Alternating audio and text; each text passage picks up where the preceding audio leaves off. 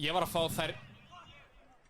þá tilkynningu að Elmar Kári Čokić, hann byrjar ekki þennan leik, átti að byrja. Rafael með fyrirgjöfina og Birkir stuggar hann við Inga. Þetta er eins og ekki búið. Eysteinn fyrir bara í skotið en aftur fyrir markspyrna.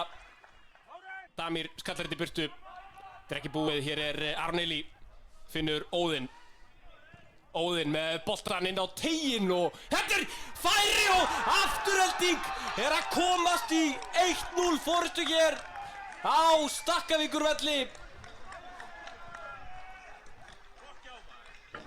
Hver var þetta sem að skoraði? Var þetta Jóakim Holtan sem að kemur Grindvíkingum, nei ásakið, Aftureldingu yfir á Stakkavíkurvelli eftir 20 mínútur. Og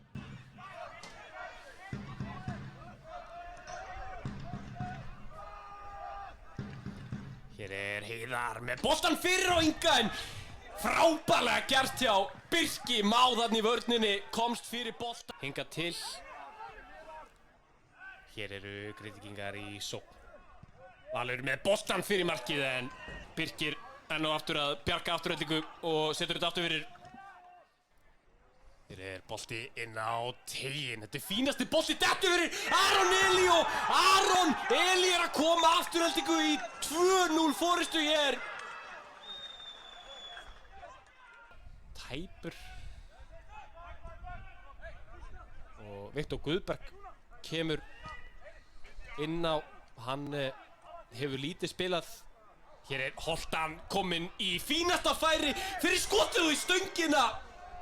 Dauða færið þarna. Eitt mark fengu mikið af góðum færum og stöðum í fyrri hálfleik og svo þetta færi hér í seinni. Hér er först sending fyrir markið og Rafael Viktor að koma að minnka muninn fyrir Grindavík.